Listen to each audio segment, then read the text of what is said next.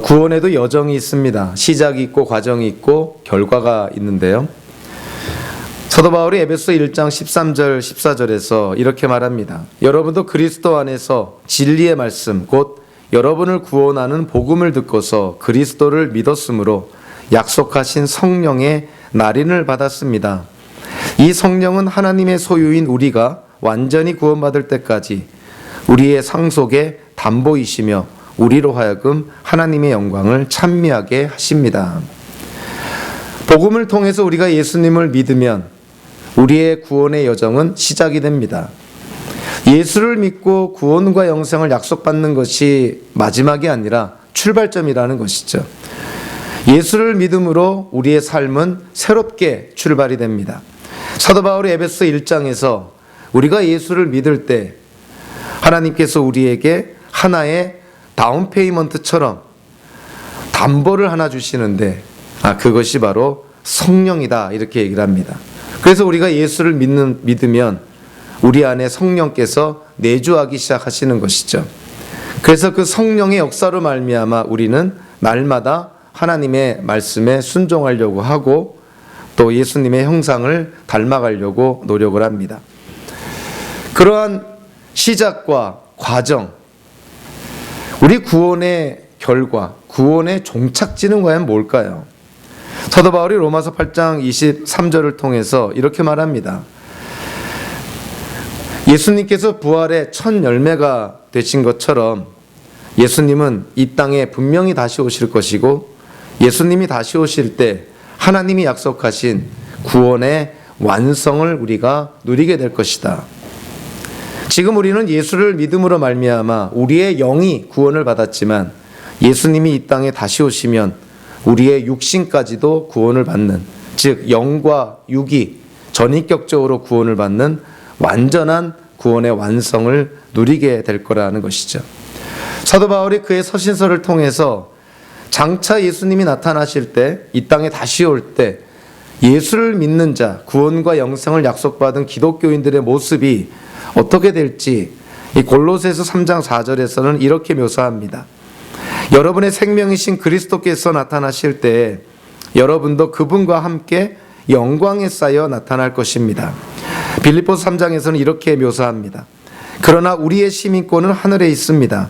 그곳으로부터 우리는 구주로 오실 주 예수 그리스도를 기다리고 있습니다. 그분은 만물을 복종시킬 수 있는 권능으로 우리의 비천한 몸을 변화시키셔서 자기의 영광스러운 몸과 같은 모습이 되게 하실 것입니다. 사도 요한도 요한일서 3장 2절에서 이렇게 묘사합니다. 사랑하는 여러분, 이제 우리는 하나님의 자녀입니다.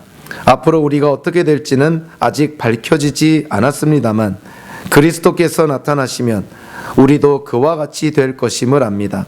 그때 우리가 그를 참 모습대로 뵙게 될 것이기 때문입니다. 예수님께서 이 땅에 다시 오실 때 우리가 예수님을 얼굴과 얼굴, 페이스 투 페이스로 보게 될 것이고 우리는 그때 예수님의 모습처럼 영광스럽게 변화될 것이다. 성경이 그렇게 우리의 앞날에 대해서 예고하고 있습니다. 우리는 보는 것이 믿는 것이다. Seeing is believing 이라는 말을 합니다. 물론 성경적으로 이해하면 좀 거꾸로 돼야 되겠죠. 보고 믿는 것이 아니라 사실 믿어야 보이는 것입니다. 그러나 이것보다 한 단계 더 나아가서 예수님이 재림하실 때 어떠한 일이 일어나면 예수님을 보는 것이 예수님처럼 되는 것입니다. 즉 seeing is believing으로 끝나는 것이 아니라 사실 seeing is becoming이 되는 것이죠. 예수님이 오실 때 우리 눈으로 예수님을 바라보면 우리의 모습도 예수님처럼 변화된다는 것입니다.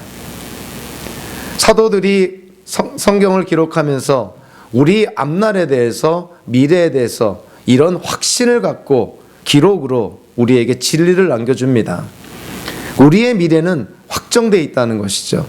우리가 죽어서 부활하여 예수님을 만나든 살아있는 채 예수님의 재림을 통해서 예수님을 만나든 우리가 예수님과 얼굴과 얼굴을 맞대고 예수님을 직접 목격한다면 우리의 모습은 예수님처럼 영화롭게 그리고 영광스럽게 변화된다는 것이죠.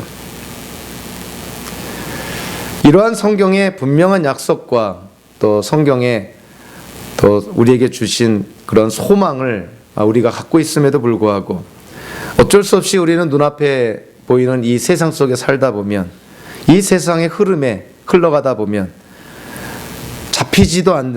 잡힐 것 같지 않은 미래 때문에, 정말 안개전국과 같이 애매모호한 그런 미래 때문에, 하나라도 확실한 것이 없는 미래 때문에 우리는 이런저런 모양으로 불안해하고 염려가 되고 더 나아가 두려움까지 느끼게 됩니다. 점점 부패되어져 가고 악해져 가는 이 세상에서 우리는 과연 미래에 어떠한 소망을 가질 수가 있을까? 우리 자녀들에게 이 세상에 대해서 우리가 긍정적이고 건강하고 건설적인 면을 얘기하면서 잘 살라고 권면할 수 있을까? 우리 기독교인들에게 하나님의 말씀을 통해서 주시는 하나님의 진리의 말씀이 있습니다. 우리 기독교인들이 스스로에게도 또 이런저런 모양으로 첨예하게 듣는 질문이 이제 바로 이거인 것이죠. 우리는 도대체 궁극적으로 어떻게 될 것인가? 영원 소멸주의라는 아주 특별한 이론이 있는데요. 비성경적인 이론인 것이죠. 우리가 죽으면 우리의 영혼까지도 다 파멸이 될 것이다. 그렇게 주장하는 사람들이 있습니다. 그러나 성경은 그렇게 말하고 있질 않죠. 우리의 영혼은 장소는 다르지만 불멸한다는 것이 성경의 가르침입니다.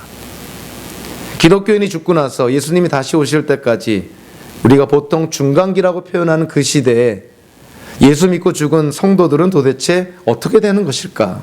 그들의 영혼은, 무덤 속에 썩고 있는 그들의 육신은 과연 어떻게 되는 것인가? 미래에 대해서 궁극적으로 기독교인들은 어떻게 될 것인가? 그런 첨예한 질문을 우리가 안 할 수가 없는 것이죠. 그래서 오늘 본문은 우리에게 그러한 아주 민감한, 그러나 우리의 삶에 결정적인 영향을 끼치는 그러한 질문에 확실한 대답을 해줍니다. 오늘 본문이 바로 우리의 미래라는 것이죠. 그리고 오늘 본문이 바로 우리가 경험할 미래라는 것을 성경은 우리에게 말씀해주고 있습니다. 자, 오늘 본문 중간에 보면 장로와 사도 요한 간의 대화의 장면이 나옵니다. 장로가 사도 요한에게 이렇게 묻습니다. 지금 사도 요한은 밤모섬이라는 척박한 그런 섬에 귀양살이를 하고 있는 것이죠. 나이가 들어서 주변의 동료들, 또 예수님의 사도, 제자, 자기의 그런 믿음의 지체들도 다 세상 떠나서 홀로 쓸쓸히 그의 노년을 밤모섬이라는 그런 섬에서 귀양살이하면서 하나님께서 주신 환상을 지금 기록한 것입니다. 환상 속에 한 장로가 사도 요한에게 묻습니다. 지금 사도 요한, 당신이 보고 있는 흰 두루마기를 입은 이 사람들이 누구이며 또 어디에서 왔습니까? 알고 있는지 한번 물어보는 것이죠. 장로는 알고 있지만 사도 요한은 이렇게 말합니다. 장로님께서 잘 알고 계십니다. 이 말은 사도 요한 자기는 잘 모르겠다는 것이죠. 환상을 통해 지금 보여주고 있는 흰 두루마기를 입은 그 수많은 사람들, 그들이 도대체 누구인지 그들의 아이덴티티를 모르겠다는 것입니다.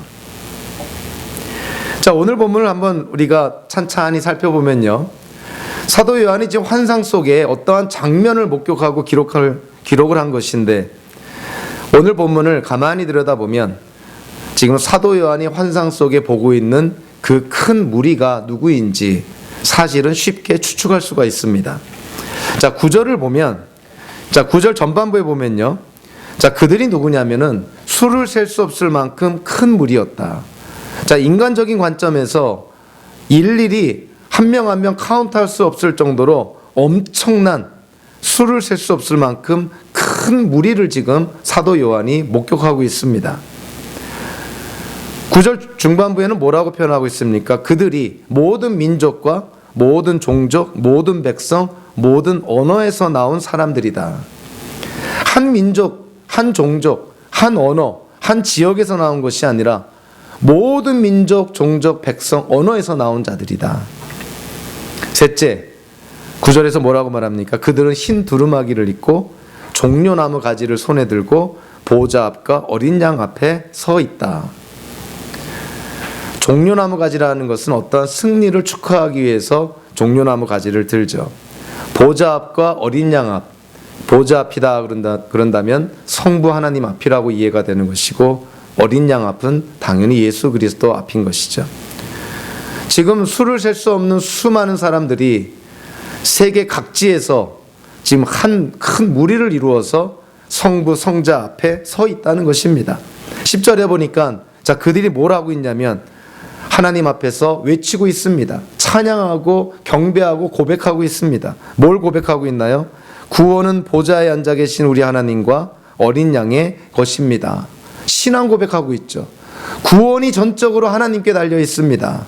구원은 하나님께로부터 말미암은 것입니다. 이런 신앙 고백을 하고 있습니다.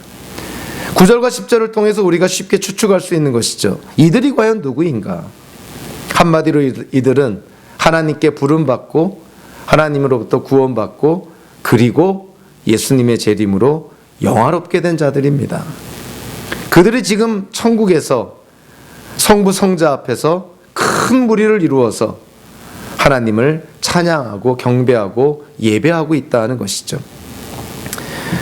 이뿐만이 아니라 오늘 그 다른 본문을 통해서도 이들의 정체성이 좀 더 구체적으로 드러납니다. 9절 중반부에 이들이 종려나무 가지를 들었다는 것은 무엇인가로부터 승리했기 때문에 기뻐서 축하하는 의미인데요. 바로 요한계시록 앞에 6장을 보면 죄로 말미암아 하나님의 진노와 저주에 대해서 언급이 됩니다. 그래서 이들이 지금 셀러브레이션 하고 있는 것이 뭐냐면 죄로 말미암아 하나님께 받을 진노와 저주로부터 지금 구출됐다, 구원받았다, 해방되었다는 것입니다. 즉 이들은 죄로부터 구원받은 백성이었다는 것이죠. 두 번째로 10절에 보니까 이들은 구원의 공로를 하나님께로만 돌립니다. 즉 이들은 하나님의 은혜로 구원받은 백성이었다는 것을 우리에게 말해줍니다. 또 10절에 그들은 하나님을 우리의 하나님으로 고백합니다. 이들은 구원을 받았는데 어떻게 구원을 받은 것이냐면 믿음으로 구원을 받은 것이죠. 하나님께 대한 온전한 신앙 고백으로 구원을 받습니다. 그리고 오늘 보면 11절과 12절에 보니까 이들은 천사들과 함께 하나님을 찬양하고 예배하고 있습니다. 이들은 하나님의 영광을 위해서 구원받은 백성이라는 것이죠. 이들은 구원받은 성도, 구원받은 기독교인임을 우리에게 말씀해 주고 있습니다. 요한계시록 7장에서는요, 특별히 오늘 보면 바로 앞에 나와 있는 4절부터 8절까지를 보면 기독교 역사 속에서 수많은 논란을 불러일으키고 수많은 이단들을 생기게 했던 아주 신비한 내용이 나옵니다. 7장 4절 8절을 한번 눈으로 보시면 어떠한 내용이 나오냐면 하나님께 구원받은 성도의 수가 14만 4천 명이고 그들이 이스라엘의 12지파다 이렇게 말합니다. 그래서 이스라엘의 12지파 14만 4천 명에 대한 해석이 다양한 것이죠. 이러한 성경 그 구절을 잘못 이해해서 잘못 해석해서 이단들도 많이 나왔습니다. 대표적인 이단이 여호와의 증인 같은 이단인 것이죠. 실제로 이 숫자를 문자적으로 이해를 해서 실제로 구원받은 자의 수가 14만 4천 명이다 이렇게 주장을 합니다. 그리고 한국엔 또 회개망측한 그러한 이론이 하나 있는데요. 이 4절부터 8절까지 이스라엘의 12지파에 각각의 지파에 12,000명씩에서 12지파니까 14만 4천 명 이렇게 계산이 나오는 것이죠.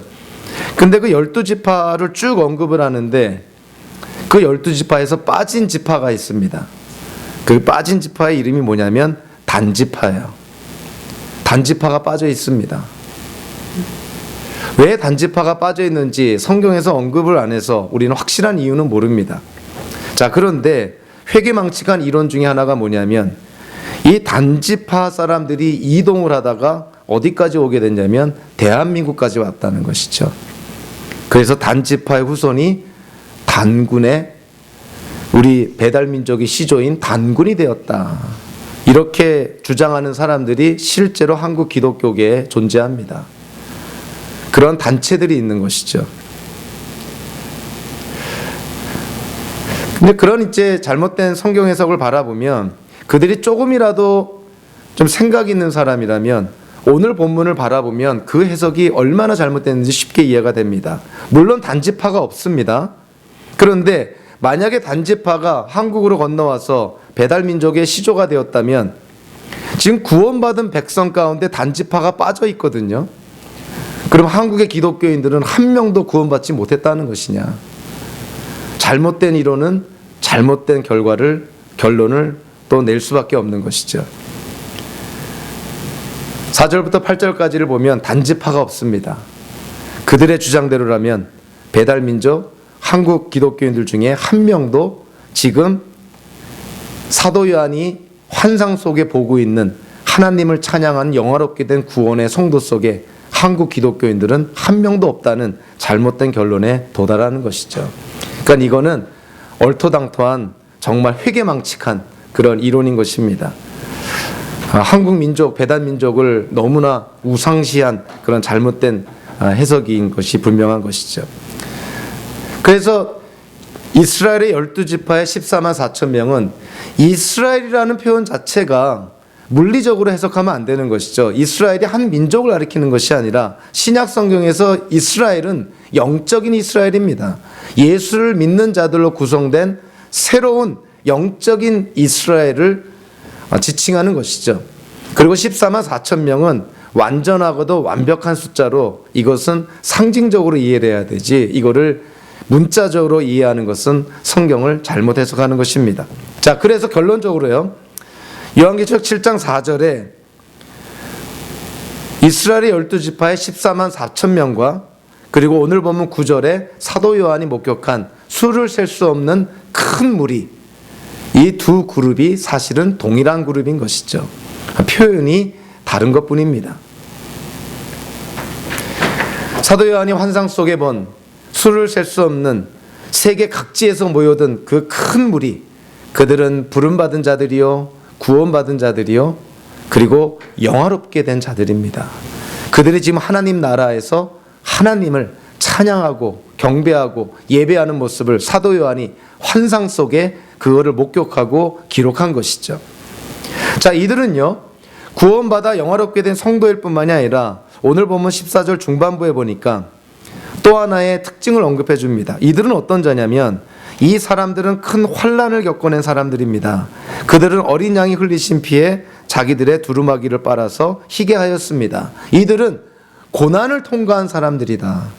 환난을 통과한 사람들이다. 즉 어려움을 견딘 사람들이다. 이렇게 말하고 있죠.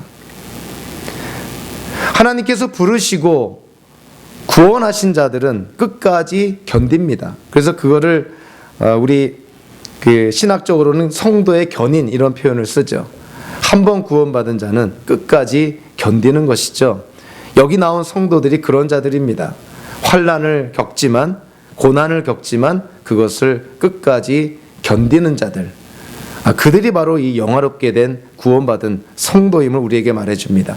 그리고 14절에서 사도 요한이 어떠한 묘사를 하냐면, 자, 그들은 어린 양이 흘리신 피로 자기들의 두루마기를 빨아서 희게 되었다. 여러분들, 옷을 피로 빨면은 옷이 깨끗해질까요? 거기에 자국이 생기고 더러워질까요? 물론 남자들은 잘 모르겠지만 우리 여자분들은 잘 아시겠죠. 피로 옷을 씻으면 더 더러워지고 더 자국이 많이 생기고 얼룩이 집니다.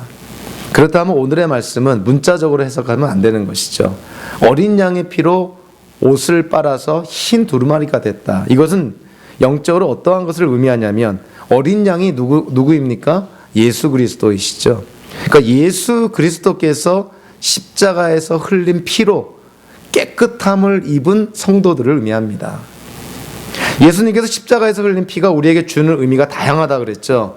예수님께서 십자가에서 죽임을 당하셨을 때 그 죽음은 우리의 죄값을 대신 치른 대속의 죽음입니다. 그리고 예수님의 그런 흘리신 보혈의 피는 우리의 죄를 덮어주는, 그래서 하나님의 진노를 피하게 하는 그러한 피였던 것이죠. 그리고 예수님의 피는 하나님과 우리 사이를, 관계를 회복시키는 화해의 피이기도 합니다. 바로 그 예수님의 피로 우리가 깨끗함을 입을 때, 그들이 바로 오늘 본문에 나오는 흰 두루마기를 입은 구원받은 영화롭게 된 성도들이라는 것이죠. 우리는 죄와 구원의 여정에 대해서 한번 좀 정리를 해볼 필요가 있습니다. 예수를 믿고 우리가 죄사함을 받고 하나님과 우리가 바른 관계에 놓여 있을 때 우리는 그거를 의롭게 되었다, 칭의라는 표현을 씁니다. 여러분들, 칭의라는 것은 어떠한 죄와 어떠한 관계가 있냐면 우리가 지은 죄의 책임을 하나님이 다 제거해 주셨다는 거예요. 즉 우리의 죄에 대한 책임을 예수님이 대신 짊어지셨기 때문에 더 이상 우리는 죄에 대한 책임을 지지 않아도 된다는 것입니다. 그것이 바로 칭의인 것이에요. 하나님이 우리를 의롭게 여겨주신 것입니다.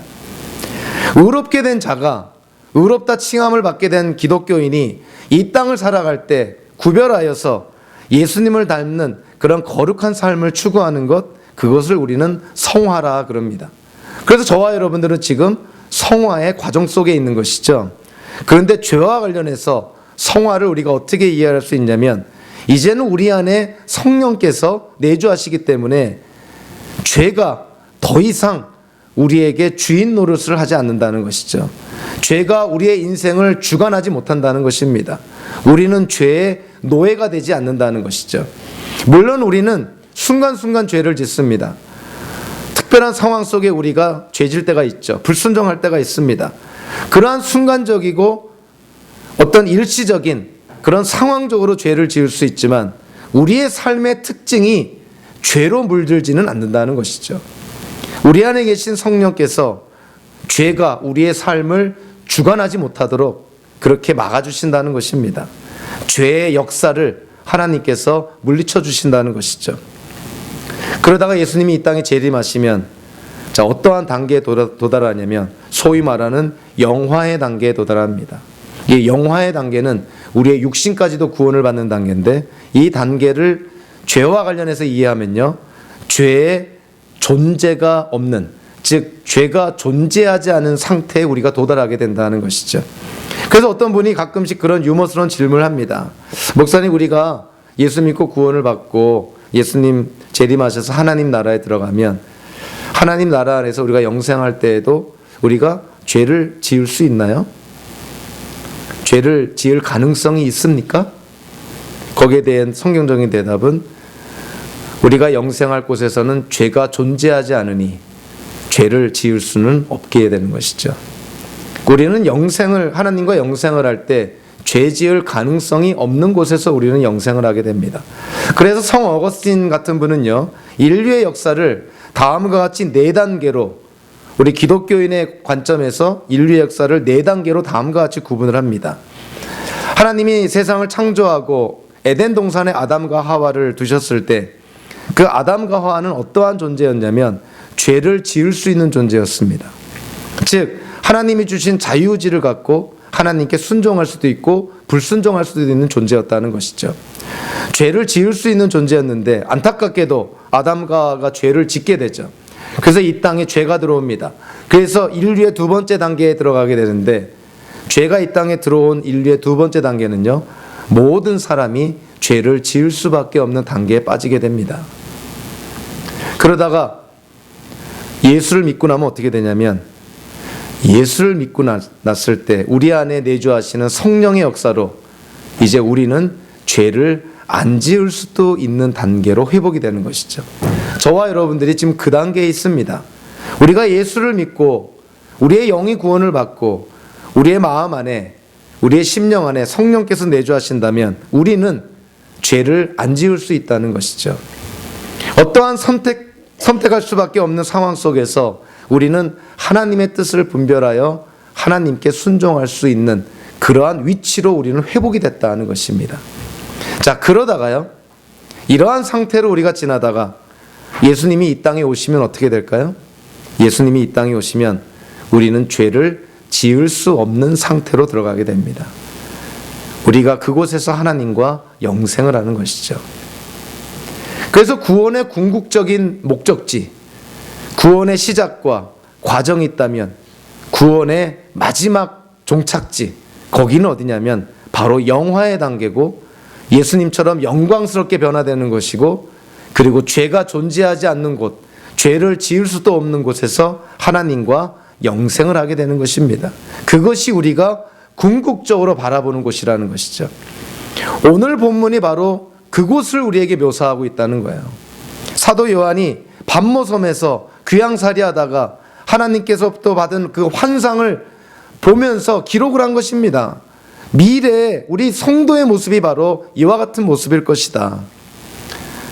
죄를 지을 수도 없는 그런 지복의 상태에 있는 하나님 나라 안에서 우리의 삶은 과연 어떨까?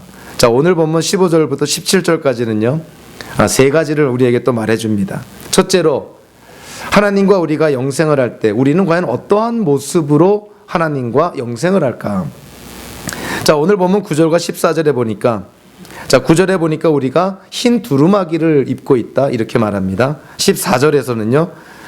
예수님의 보혈의 피로 빠른 깨끗하게 된 흰 두루마기 그거를 입고 우리는 하나님과 영생을 한다 이렇게 묘사합니다.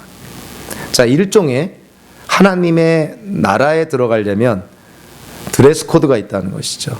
우리가 입어야 될 옷이 있습니다. 아무 옷이나 입는다고 하나님 나라에 들어가지 못하는 것이죠. 사도 요한이 환상 가운데 본 우리가 입어야 될 옷이 뭡니까? 예수님의 피로 깨끗하게 빨래된 흰 두루마기를 입어야만 우리는 하나님 나라에 들어간다는 거예요. 근데 그 예수님의 피가 뭐를 상징한다고 그랬습니까? 우리의 죄값을 치른 구속의 피요, 하나님과 우리를 화목하게 한 피요, 하나님의 진노를 피하게 한 피요, 진정 우리로 하여금 새롭게 태어나게 한 예수님의 피라는 것이죠.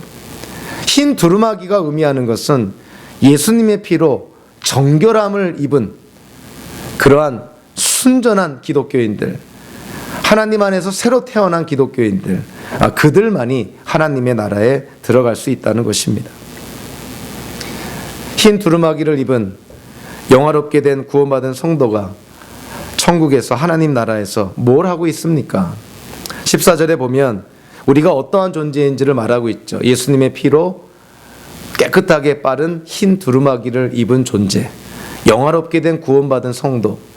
자, 그들을 언급하고 나서 15절에 사도 요한이 그러므로라는 단어를 시작합니다. 즉 앞에 있는 성경 구절과 연계해서 자, 우리가 예수님의 피로 깨끗하게 정결함을 입은 그러한 구원받은 영화롭게 된 성도가 되었으니 어떠한 모습으로 지금 영생을 하고 있다고 말하고 있냐면 그것이 15절 전반부에 나옵니다. 그러므로 그들은 하나님의 보좌 앞에 있고 하나님의 성전에서 밤낮 그분을 섬기고 있습니다. 하나님 나라 안에서 하나님과 영생을 하면서 구원받은 영화롭게 된 성도들이 하는 주된 일이 뭐냐면 하나님을 예배하는 것이다 이렇게 얘기를 합니다. 사도 요한이 환상 가운데 보고 있는 것이죠. 우리 구원받은 성도들이 나중에 예수님이 재림하시면 다 모여서 수를 셀 수 없는 수많은 큰 무리를 형성해서 그들이 하는 주된 일이 뭐냐면 보좌 앞에서 어린 양 앞에서 하나님을 찬양하고 경배하고 예배하는 것이다 이렇게 말합니다. 그것은 우리에게 아주 중요한 그런 의미를 제공하죠. 우리가 예수 믿고 구원을 받았다면 우리의 삶 속에서 제일 먼저 드러나야 될 열매와 구원의 증거가 뭐냐면 바로 하나님을 예배하는 것입니다. 하나님을 예배하지 않는다면, 하나님을 예배하는데 소홀히 한다면, 하나님을 예배하는 중요성을 깨닫지 못한다면 그가 어찌 구원받은 자라고 얘기할 수 있겠냐 하는 것이에요. 구원받은 자는 하나님의 은혜에 감사해서 누가 떠밀지 않아도, 강제성을 띠지 않아도 하나님을 찬양하고 경배하고 예배할 수밖에 없다는 것이죠. 우리를 구원하신 하나님을 예배하는 것은 구원받은 자의 당연한 도리이고 그것은 당연한 우리의 반응이 되어야 된다는 것입니다. 그리고 놀랍게도 이 땅에서뿐만이 아니라 오는 세상에서 영생을 우리는 하나님을 경배하고 찬양하고 예배하게 된다는 것이죠. 영화롭게 된 구원받은 성도에게 오늘 보면 15절부터 17절까지 하나님은 우리에게 세 가지를 약속해 줍니다. 현대를 사는 우리에게 큰 위로와 격려의 말씀이죠. 세 가지 약속, 즉 우리가 받아 누릴 보상이 과연 무엇이냐. 구원이 하나님의 은혜로 우리에게 주어졌지만 그럼에도 하나님은 우리에게 이 세 가지를 약속해 줍니다. 자, 15절 후반부에 하나님이 약속한 첫 번째가 뭐냐면 그 보좌에 앉으신 분이, 즉 하나님이 그들을, 즉 구원받은 성도를 덮는 장막이 되어 주실 것이다. 장막은 말 그대로 피난처인 것이죠. 쉘터가 되어 주실 것이다. 하나님이 우리의 피난처가 되어 주실 것이다. 하나님이 우리의 피난처가 되어 주시니 우리가 두려울 것이 없는 것이죠. 하나님의 보호 아래 있다면 우리가 두려울 것이 없습니다. 사도 요한이 환상 가운데 지금 기록한 이 장면을 통해서 우리가 확신할 수 있는 것이 뭐냐면 예수 믿고 구원받은 자, 하나님이 쉘터가 되어 주신다는 것이죠. 피난처가 되어 주신다는 것입니다. 장막이 되어 주신다는 것이죠. 그러니 어떠한 상황 속에서도 두려워할 필요가 없다는 것입니다. 그거를 좀 더 구체적으로 16절에서 이렇게 말합니다. 그들은 다시는 줄이지 않고 목마르지도 않고 해나 그 밖에 어떤 열도 그들 위에 괴롭게 내려 쬐지 않을 것입니다. 하나님께서 모든 사악하고 해악된 것으로부터 우리 구원받은 성도들을 지켜주신다는 것이죠. 하나님의 보호하심이 있다는 것입니다. 마지막으로 세 번째로 하나님이 우리에게 약속한 것이 뭐냐면 17절에 보좌 한가운데 계신 어린 양이, 이 어린 양이 누구라 그랬습니까? 예수 그리스도인 것이죠. 그 예수 그리스도께서 이제 우리의 목자가 되어 주신다. 우리 시편 23편에서 다윗의 시편을 잘 알고 있습니다. 하나님이 우리의 목자가 되어 주시는데 지금 사도 요한의 목격한 환상 속에서 우리의 목자가 되어 주시는 분이 누구라고요? 예수 그리스도가 우리의 목자가 되어 주신다. 그래서 예수님이 우리의 필요한 것들을 다 공급하여 주시고 우리를 안전한 물가로 인도하여 주시고 더 나아가서 우리 눈에서 이 땅에서 우리가 겪는 그 어떤 종류의 고난과 아픔과 상실과 절망의 눈물을 다 씻어줄 거라는 것입니다. 비록 우리가 눈물을 흘리며 하나님 나라에 들어간다 하더라도 하나님께서 우리의 눈물을 다 씻어주실 것이다. 저와 여러분들의 인생의 마지막이 어떻게 끝날지 모릅니다. 정말 순식간에 우리의 인생이 맞춰질 수도 있고 투병생활 끝에 정말 수많은 고통과 고난의 눈물을 흘리며 인생을 마무리할 수도 있습니다. 분명한 것은 우리가 어떻게 인생을 마무리하든 우리가 예수님을 만나는 그 순간 예수님께서 우리의 눈물을 다 씻어주신다는 것이죠. 더 이상 눈물도 없는, 더 이상 아픔도 없는, 더 이상 이별도 없는, 더 이상 죽음도 없는 그곳에서 우리는 하나님을 예배하며 영생을 누리게 된다는 것이죠. 그래서 성경은 우리에게 관점의 전환을 요구를 합니다. 패러다임을 바꾸라는 것이죠. 물론 과거를 통해서 우리의 현재에 우리의 존재가 있습니다. 그래서 과거를 통해서 우리는 현재 우리가 된 것에 하나님께 감사할 수 있는 것이죠. 현대인들은 현재를 통해서 미래를 계획합니다. 그러나 우리 기독교인들은요, 오히려 거꾸로 관점의 전환을 가질 필요가 있습니다. 확정된 미래를 통해서 현재를 바라봐야 되는 것이죠. 자, 오늘 본문에 나온 사도 요한이 환상 가운데 본 이 장면, 우리 모두에게 일어날 장면입니다. 하나님이 분명하게 약속한 장면인 것이죠. 예수 믿고 구원받은 자 영화롭게 될 것이고 그들은 하나님 앞에서 하나님을 찬양하고 경배하고 예배하며 영생을 누리게 된다는 것입니다. 그러니까 그러한 미래의 확신을 갖고 우리가 이 땅을 어떻게 살아야 될 것인가, 그거를 우리가 고민해야 된다는 것이죠. 물론 하나님이 주신 소명이 다양합니다. 우리에게 주신 전문성이 다른 것이죠. 하나님이 주신 전문성을 열심히 추구해서 사회의 각계각층에 나아가 하나님의 영광을 우리가 드러내야 됩니다. 그러한 과정 속에 우리가 항상 고민해야 될 것이 있는 것이죠. 과연 지금 내가 추구하고 내가 노력하고 내 인생의 목적으로 삼은 것이 정말 오는 세상에서 하나님 나라 안에서 영원한 의미가 있는 것이냐, 심각하게 고민해 봐야 되는 것이죠. 미래를 통해서 현재를 거꾸로 봐야 됩니다. 우리의 미래는 확정되어 있다는 것이죠.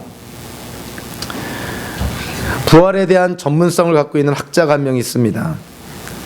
그분의 이름이 게리 하버마스라는 박사인데요. 이분은 부활이라는 주제를 갖고 박사학위를 2개나 받았고요. 부활이라는 주제를 갖고 7권의 책을 쓰기도 합니다. 자, 그러한 그에게 심각한 일이 발생한 것이죠. 그의 아내가 말기 위암으로 서서히 죽어가고 있었던 것이죠. 부활에 대해서 그 많은 이론, 그 많은 지식을 갖고 책도 쓰고 가르치기도 하고 부활에 대해서 강조도 했지만 막상 자기 아내가 말기 암 환자로 죽어가고 있으니 절망에 빠집니다. 그런 그를 위로하고 격려한 자들이 다름 아닌 그의 학생들이었습니다.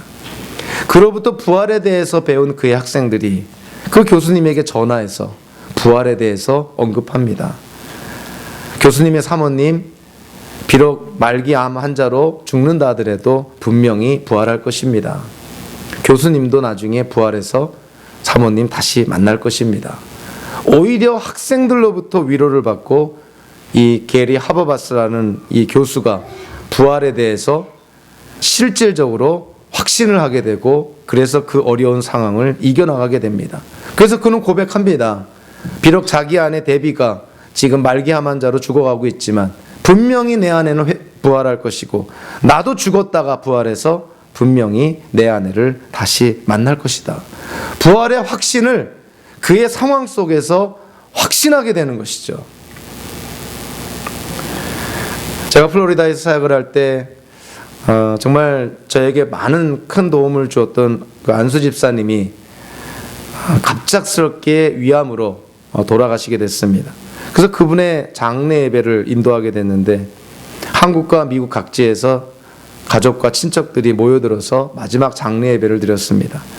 그 가족과 친지 중에서는 예수님을 믿지 않는 아주 철저한 무신론자 친척도 있었던 것이죠.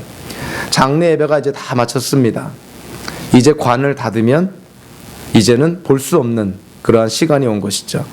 근데 그때 하나님이 저에게 어떤 감동을 주시더라고요. 감동이 아니라 어떤 그 얼전시를 하나님이 주시더라고요. 관을 지금 닫지 말고 한 번 더 가족들에게 보여라. 그래서 이제 막 예배를 마치고 인사하고 파하려는 그런 가족들, 친지들을 다시 불러 모았습니다. 그래서 관에 이렇게 둘러서게 했습니다. 거기에는 믿고 구원을 확신한 가족도 있었지만 하나님의 존재조차 믿지 않는 그런 무신론자도 있었던 것이죠. 거기서 제가 분명하게 얘기를 했습니다. 우리가 이 땅을 살면서 죽기 전에 예수님 믿지 않으면 지금 이 순간, 지금 이 관에 누워있는 이 안수 집사님, 지금 보는 것이 마지막이라는 것이죠. 예수 믿지 않고 죽으면 더 이상은 보지 못한다. 다시 한번 보라는 것이죠. 늙기 전에. 돌아가신 그 안수 집사님을 한 번 더 보라는 것이 제 취지가 아니라 믿지 않는 자들 그 순간만이라도 한번 생각해 보라는 것이죠. 믿지 않고 죽으면, 예수님 영접하지 않고 죽으면 지금 이별이 마지막이라는 것이죠. 더 이상 볼 수가 없다는 것입니다. 여러분들 오늘 본문을 가만히 들여다보면 놀라운 사실을 하나 깨닫게 됩니다. 사도 요한이 환상 속에 미래에 일어날 장면을 지금 목격하고 있는 것이죠. 그거를 기록했습니다. 세계 각지에서 모든 민족과 언어, 백성을 총망라한 영화롭게 된 구원받은 성도들이 지금 다 모여서 수를 셀 수 없을 만큼 엄청난 큰 무리를 이루어서 하나님을 경배하고 찬양하고 예배하고 있다는 것입니다. 그런데 바로 이 장면에 저와 여러분들이 있다는 사실을 지금 알고 있나요? 우리가 예수 믿고 구원의 확신이 있다면 우리는 바로 이 장면 안에 있다는 것입니다. 미래에 일어날 이 장면 안에 저와 여러분들이 다 있는 것이에요. 비록 죽음으로 말미암아 이별을 한 우리의 가족이나 친지, 지인들, 믿음의 지체들, 지금은 이별을 했지만, 지금은 보지 못하지만 이 장면에 그들도 다 있다는 것입니다. 저와 여러분들이 예수를 믿는다면, 이 땅을 떠나기 전에 예수 믿고 구원의 확신을 갖는다면 우리는 다 이 장면 안에 있다는 것이죠. 우리는 지금 애나바 한인장로교회 예배당에서 이 시간 하나님을 예배하지만 예수님이 다시 오시면 바로 오늘 본문에서 읽은 이 장면에서 우리는 성부 하나님, 성자 예수 그리스도 앞에서 그분을 찬양하고 경배하며 신앙 고백하며 그분들을 예배한다는 것입니다. 그래서 우리는 이 세상을 떠나기 전에 예수님을 믿어야 되는 것이죠. 주변에 예수님을 믿지 않은 자들이 있다면 권해야 되는 것입니다. 이 장면에 우리가 다 있어야 되지 않겠습니까? 이 장면에 우리가 다 함께 모여서 하나님을 찬양하고 예배해야 되지 않겠습니까? 이 장면에 우리가 다 모여서 하나님 나라 안에서 영생하며 주님 주신 축복을 누리며 영원한 생명을 살아야 되지 않겠습니까? 여기 계신 여러분들 뿐만이 아니라 우리 주변에 특별히 가까운 가족, 사랑하는 지인들, 이웃들, 동료들, 우리가 그들에게 복음을 전해야 될 이유가 여기에 있는 것입니다. 복음을 통해서 예수님을 믿지 않으면 오늘 본문에 나타난 이 하나님을 찬양하고 경배하고 예배하는 이 큰 무리 안에 들어가지를 못한다는 것이죠. 이 무리에 들어가지 못하면 어디를 가게 됩니까? 요한계시록에서는 그들은 꺼지지 않는 영원한 유황불에 떨어져서 고통을 겪게 된다. 이렇게 상징적으로 묘사합니다. 그러니 우리가 우리 자신이 예수 믿고 구원의 확신을 가져야 되고 우리 주변 사람들에게도 담대하게 복음을 전해야 되는 것입니다. 여러분들 얼마만큼이나 오늘 말씀을 통해서 미래의 확신을 갖게 됩니까? 여러분들이 오늘의 이 장면에 있다는 확신이 있습니까? 여러분들 죽고 나서 예수님 재림할 때 예수님 얼굴과 얼굴을 만날 때 예수님처럼 변화되어서 이 큰 무리 안에 들어 하나님을 찬양하고 예배한다고 확신할 수 있습니까? 그래서 우리는 믿어야 되는 것입니다. 성경에서 계시된 예수님을 믿어야 되는 것입니다. 예수님을 통해서 우리에게 주신 하나님의 약속을 믿어야 되는 것이죠. 눈에 보이는 이 세상이 전부가 아닙니다. 우리는 오는 세상을 확신하고 그래서 이 세상을 담대하게 가치 있게 살아가야 되는 것이죠. 미래에 대한 확신을 통해서 이 땅에서 우리에게 허락하신 인생을 하나님의 영광을 위해 사는 저와 여러분들 되시기를 주님의 이름으로 축원합니다. 기도하겠습니다. 고마우신 하나님, 정말 우리는 이 땅에 이 말